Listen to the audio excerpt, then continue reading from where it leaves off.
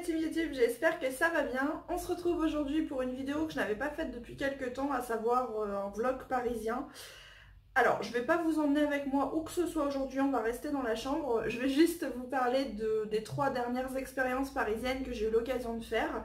Parce que ça me paraît des bons plans si vous passez sur Paris, des choses qui sont sympas à faire, donc j'avais envie de vous en parler. Ça va se passer en 3 étapes, puisque je vais vous parler du Flyview, je vais vous parler de la nocturne au musée du Louvre et je vais vous parler du resto Teppanyaki. Si ces sujets sont susceptibles de vous intéresser, la suite de la vidéo, c'est juste après. Alors, il est vrai que depuis le 5 décembre, avec les grèves, je n'ai pas fait grand-chose en termes de visite de Paris parce que tout simplement au niveau des déplacements, c'était très compliqué, donc j'ai pas fait grand-chose. J'ai repris mes expériences parisiennes, mes expériences de touriste au mois de janvier, après un mois et demi de grève, et j'ai commencé par le Flyview. Alors le Flyview, c'est quoi? C'est en fait une façon de découvrir Paris via la réalité virtuelle. Je m'explique, vous avez plusieurs expériences disponibles, 3, parce que je crois que j'ai fait les 3 en fait, en réalité virtuelle. Donc la première possibilité, c'est de visiter les endroits de Paris qu'on ne peut pas visiter en vrai. Donc ça, c'est Paris caché, je crois le nom de l'expérience. Ça vous emmène par exemple dans la tombe, enfin dans le caveau de Marie Curie, ça vous emmène tout en haut de la Tour Eiffel, enfin tout un tas de lieux où vous ne pouvez pas aller en vrai. L'idée, c'est que vous êtes positionné sur un siège qui tourne sur lui-même, mais qui est un siège tout ce qu'il y a de plus classique, avec un casque en réalité virtuelle. Je vous mettrai des petites photos ici ou là. Et puis vous pouvez tourner sur vous-même, et en fait vous avez une vue 360 degrés. C'est un peu flou, je vais pas vous mentir au niveau de l'image. Pourquoi? Parce que, enfin c'est un peu flou. Disons que ce n'est pas aussi net que ce qu'on a l'habitude d'avoir maintenant avec la qualité d'image qu'on connaît. Pourquoi? Parce que ce ne sont pas des images de synthèse, ce sont des images qui ont été vraiment tournées avec des drones. Et du coup, voilà, c'est pas net, mais je vous rassure, on voit très bien. Et en plus, vous avez tout un tas d'explications et d'anecdotes qui vous sont délivrées dans le casque. Donc c'est super intéressant et ça dure environ 15 ou 20 minutes. Je vous mettrai précisément quelque part par là la durée et le prix. Parce que moi, comme j'ai pris le package, j'ai payé 28,50 € pour les 3 activités dont je vais vous parler. Mais vous pouvez prendre individuellement. Donc ça, c'est la première activité. La seconde activité que j'ai faite au Flyview, c'est cette fois, vous êtes debout sur un jetpack. Comme si vous alliez en fait faire un survol, et c'est ce que vous allez faire en réalité virtuelle en fait, mais vous êtes debout puisqu'en fait le jetpack bouge un petit peu, donc vous êtes attaché. Alors je vous rassure, c'est rien de violent, vous pouvez y aller avec des enfants, vous pouvez y aller avec des personnes âgées, enfin il n'y a rien de violent, il y a quelques contre-indications, mais c'est pareil, je vous mettrai le lien du site Flyview juste en bas dans la barre d'infos. Donc regardez, mais je sais que moi le jour où j'y suis allée, il y avait des enfants, il y avait des personnes âgées, ça s'est très bien passé pour tout le monde. Donc l'idée, c'est que vous avez 2 expériences qui sont faisables en jetpack avec Flyview. J'ai fait les 2, donc vous en avez une qui s'appelle le survol de Paris. Tout simplement, comme son nom l'indique, vous survolez les lieux les plus célèbres de Paris en jetpack, en réalité virtuelle toujours. Et puis vous avez quelques infos aussi qui vous sont données, donc c'est toujours intéressant. Et puis l'autre expérience en jetpack, c'est la même chose, mais sur différents sites du monde. Ça s'appelle le bonus monde en fait. Donc je crois que c'est Paris caché, c'est Paris visite de l'impossible. Le survol en jetpack de Paris, je crois que ça s'appelle survol de Paris tout simplement. Et le bonus monde, c'est voilà, le fait d'aller en jetpack en réalité virtuelle au-dessus des chutes Victoria's Falls en Afrique par exemple, ou au-dessus de la muraille de Chine. Enfin c'est...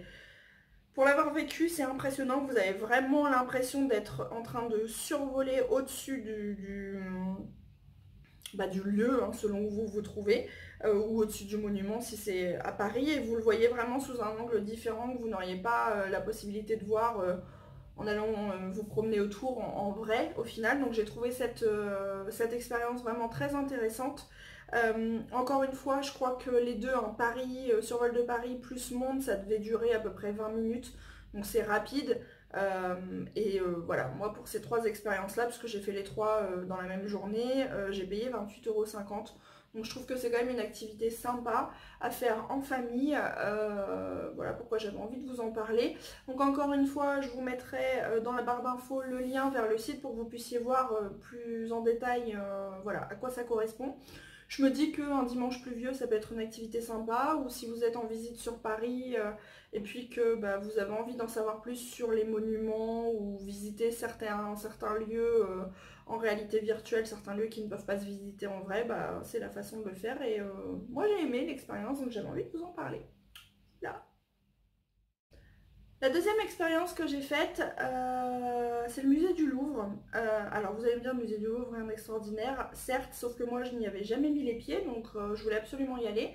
Et j'ai profité en fait d'un samedi soir en ouverture en nocturne, une nocturne gratuite en plus pour y aller. Mon idée à moi, c'était pas d'aller faire l'intégralité du Louvre, œuvre par œuvre, etc. Parce que je suis pas très musée ni œuvre d'art. Mais pour ma culture personnelle et ma culture générale, j'avais envie quand même de mettre les pieds dans ce musée. De pouvoir dire je suis allée au Louvre, je sais à quoi ça ressemble à l'intérieur et c'est ce que j'ai fait. Donc profiter d'une nocturne gratuite, c'était l'idéal. Maintenant, la contrepartie, c'est que c'était blindé de monde. Il y a une nocturne gratuite par mois, en fait, si je ne dis pas de bêtises.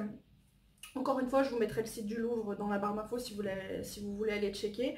Mais si je ne dis pas de bêtises, il y a une nocturne gratuite par mois. Et une nocturne, ça veut dire que vous pouvez arriver et rentrer dans le Louvre sans payer à partir de 18 h. Et vous avez jusqu'à 21 h 30, puisque ça ferme à 21 h 45, mais ils vous font sortir un quart d'heure avant.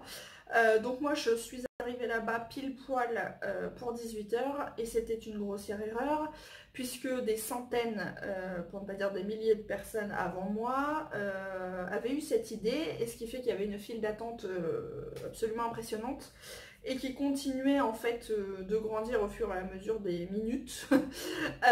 Moralité, j'ai attendu 1 heure dehors avant de pouvoir rentrer dans le Louvre. Donc déjà, je vous avoue que je commençais à en avoir un peu ras-le-bol, mais bon, j'avais un objectif bien précis, et certaines personnes faisaient demi-tour, hein, mais bon, j'avais un objectif précis, donc j'ai tenu bon, j'ai tenu 1 heure d'attente, et donc j'ai pu rentrer dans le Louvre à 19 h. C'était blindé de monde à l'intérieur. Si les gens font la queue dehors, c'est qu'ils vont aller à l'intérieur, donc forcément c'est blindé de monde. Maintenant c'est super grand, donc on se marchait pas dessus, mais c'est vrai qu'il y avait quand même beaucoup de monde, que c'était bruyant, etc. Enfin voilà. Normalement c'est interdit, mais j'ai pu prendre, parce que tout le monde le faisait en fait, quelques images. Donc si vous me suivez sur Snapchat ou sur Instagram, vous avez pu voir quelques images du Louvre. Et puis j'ai pris quelques photos que je vous mets ici ou ici aussi. Je suis contente d'avoir attendu 1 heure, parce que ça m'a permis de me rendre compte déjà à quel point c'est grand. Ça m'a permis de voir à quoi ça ressemble. J'ai pas fait l'intégralité du musée. Vous vous doutez bien que j'ai pas eu le temps. Et très honnêtement, déjà, après avoir poireauté 1 heure, 2 heures debout dans le froid, j'avais pas spécialement, enfin j'étais déjà un peu saoulée, donc j'avais pas spécialement envie de rester dans le bruit et au milieu de plein de monde pendant des heures durant à l'intérieur du Louvre. Donc j'ai vraiment fait un tour général pour voir à quoi ça ressemble. Voilà. J'ai vu la Vénus de Milo. Que je vous mets en photo aussi par là. J'ai vu bien évidemment la Joconde, la Mona Lisa, qui en fait en vrai est toute petite. En plus elle est dans une salle, ils ont mis cette œuvre là dans une salle où juste en face il y a un tableau, mais ça doit être le plus grand tableau, je sais pas, du Louvre, mais enfin il est gigantesque, ça fait tout un pan de mur. Et elle est en face et elle est en termes de taille un peu ridicule. Je m'attendais à quelque chose de plus impressionnant. Ce qui était impressionnant par contre, c'est la foule de gens qui faisaient la queue pour prendre une photo de très près au niveau du tableau. Puisque oui, du coup, il y avait tellement de monde que, je vous montre hein, encore une fois, il fallait faire la queue pour prendre en photo le tableau. Ce que je n'ai pas fait. Je suis passée sur le côté, je l'ai prise vite fait en photo et j'ai continué ma visite. Mais je suis contente, je l'ai vue, j'ai vu dans quelle salle elle se trouve, j'ai vu les tableaux autour, j'ai vu ce tableau-là, j'ai lu la petite histoire de ce tableau qui manifestement a été réalisé sur de nombreuses années étalées et a failli même ne pas être terminé a priori, mais enfin bon bref. J'ai découvert aussi que, et ça je le savais pas du tout, j'ai découvert que le rez-de-chaussée, enfin le sous-sol en fait du Louvre, c'est un centre commercial. Ça, je ne savais pas. Donc vous avez des restaurants, McDo, enfin je ne sais pas si on peut appeler ça un restaurant, mais vous voyez ce que je veux dire. McDonald's et d'autres restaurants dispo. Vous avez des magasins, l'Occitane, enfin c'est un centre commercial, ça je le savais pas et pour vous dire à quel point c'est grand. Donc voilà, vous pouvez tout à fait aller au Louvre en allant que au rez-de-chaussée, en arrivant directement par le métro et sans pour autant aller visiter le musée, juste aller faire des magasins. Voilà, je me suis couchée moins bête ce soir-là. Bref, je trouve que pour les gens qui ne sont pas passionnés de musée mais qui pour leur culture générale veulent quand même voir à quoi ressemble le Louvre, la nocturne gratuite c'est quand même pas mal parce que ça vous permet voilà, d'aller y faire un petit tour comme ça sans que ça vous coûte rien. Et puis voilà, c'est plutôt intéressant. Donc moi je suis contente de l'avoir fait. Je pense que je ferai la même chose avec d'autres musées puisque il y a des dimanches en nocturne gratuit ou des dimanches gratuits tout court sur les musées. Et très honnêtement, avec tout ce qu'il y a à faire à Paris, c'est pas une question de radinerie, mais c'est vrai qu'avec tout ce qu'il y a à faire à Paris, moi les musées c'est plus pour ma culture générale que par passion que je l'ai fait, donc profiter des ouvertures gratuites, ça me va bien. Voilà. Troisième élément que j'ai pu faire en ce début d'année 2020, c'est cette fois-ci un restaurant asiatique. En fait, c'est un restaurant teppanyaki. Alors pour ceux qui ne connaissent pas le principe du restaurant teppanyaki, c'est tout simplement une sorte de restaurant un peu spectacle où vous êtes assis autour d'une plaque de cuisson et vous avez le chef qui vous cuisine ce que vous avez choisi devant vous en direct. Ça, je connaissais le principe, mais je n'en avais pas sur Dieppe, alors bien évidemment il n'y en a pas, et il n'y en avait pas non plus sur Rouen, donc je m'étais toujours dit que c'est quelque chose que je voulais faire au moins une fois, parce que c'est un type de restaurant qui est quand même assez prisé, donc il faut déjà réserver à l'avance, et puis qui est assez coûteux. Et donc le fait d'être sur Paris, je me suis dit que c'était l'occasion, j'ai profité de mon anniversaire de mes 35 ans pour organiser ça avec mes collègues qui m'ont accompagnée. Donc j'ai réservé 2 semaines à l'avance et j'ai choisi en allant sur TripAdvisor, en regardant un petit peu quels étaient les restaurants teppanyaki les plus cotés sur Paris et aussi en prenant en considération le rapport qualité-prix. Donc j'en ai pris un qui était tout à fait raisonnable en termes de tarifs.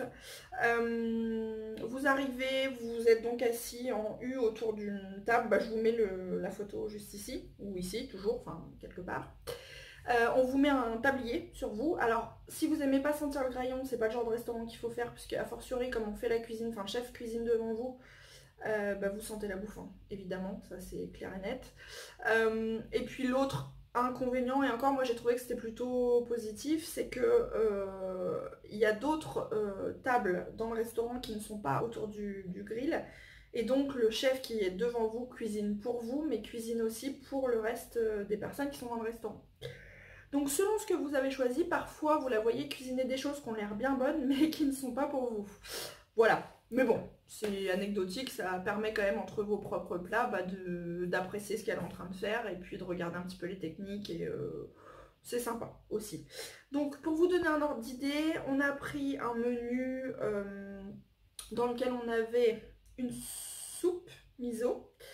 Elle nous a cuisiné en fait des crevettes avec une petite sauce un peu sympa. Elle nous a cuisiné des coquilles Saint-Jacques aussi avec une petite sauce très spécifique qui était très bonne. On a eu un sauté de bœuf avec des champignons, une petite sauce sucrée, un bol de riz et des légumes sautés qui étaient excellents. Une vraie bonne viande pour le coup. Et donc on a payé tout ça 42 € par personne, sans dessert, hein, juste tout ce que je viens de vous énumérer. Donc c'est quand même un budget, hein, on va pas se mentir, mais encore une fois c'est une expérience que moi j'ai vraiment apprécié de faire. Je voulais absolument voir ce que c'était le restaurant teppanyaki parce que j'en avais pas chez moi et je regrette pas du tout, j'ai très bien mangé. Les produits étaient frais, c'était bon. Le chef qui était en fait une femme, qui était une chef, était super sympa, nous a donné plein d'anecdotes sur l'alimentation au Japon, le prix des fruits notamment. Elle nous expliquait pourquoi, par exemple, offrir un fruit au Japon c'est super bien vu parce que chez eux ça coûte un bras. Enfin voilà, elle vous apporte des connaissances, des anecdotes, elle répond à vos questions sur Elle vous fait faire des petits jeux pour deviner ce qu'il y a dans les sauces. Enfin, c'est interactif, c'est vivant, c'est vraiment très sympa, j'ai adoré. Donc pour le coup, les photos que vous avez vues là et tout ce dont je viens de vous parler, si vous voulez retrouver le restaurant dans lequel on est allé, c'était le Kagayaki qui paye pas de mine, mais que je vous suggère vraiment, qui est dans le 3e arrondissement de Paris. Je vous mets le lien du restaurant juste en dessous dans la barre d'infos. Mais voilà, si vous voulez vous faire un petit resto un peu sympa, qui change de l'ordinaire, qui est voilà, original on va dire, bah, n'hésitez pas. Voilà la team, j'espère que cette vidéo vous a plu. Ce sont donc les 3 expériences que j'ai pu faire une fois les grèves calmées depuis le début d'année 2020 hein, sur Paris. Bien évidemment, vous avez vu quelques photos, quelques images du Resto Teppanyaki, du Louvre et du Flyview si vous me suivez sur Snap, sur Instagram. Si c'est pas le cas, n'hésitez pas à le faire, à me rejoindre sur les réseaux sociaux, je vous mets les liens dans la barre d'infos. Je vous mets aussi le lien vers la page Facebook spéciale NJNT, donc n'hésitez pas également à nous y rejoindre. Puis si vous n'êtes pas encore abonné à la chaîne, n'hésitez pas à le faire en cliquant juste ici sur le petit logo qui représente mon visage en 3 exemplaires, c'est gratuit, ça fait plaisir. Voilà. Dites-moi dans les commentaires si ce genre de vidéo vous intéresse, si ça vous plaît, si vous connaissez le Louvre ou le restaurant Teppanyaki ou le Flyview. Dites-moi comment vous avez vécu l'expérience. Dites-moi si ça vous a donné envie de le faire, si vous ne connaissiez pas. Voilà, je pense que je vais m'arrêter là pour aujourd'hui. Si jamais j'ai l'occasion, et je pense que je vais continuer à faire ma touriste hein, sur Paris bien sûr, et si je peux vous emmener avec moi en faisant des vidéos, en faisant des vlogs, bah, je le referai. Sinon j'essaierai de prendre en tout cas des photos et de vous en reparler, en tout cas de vous parler des choses que je trouve plutôt sympas et à faire, parce que je trouve que c'est toujours sympa de partager les bons plans et les bonnes idées.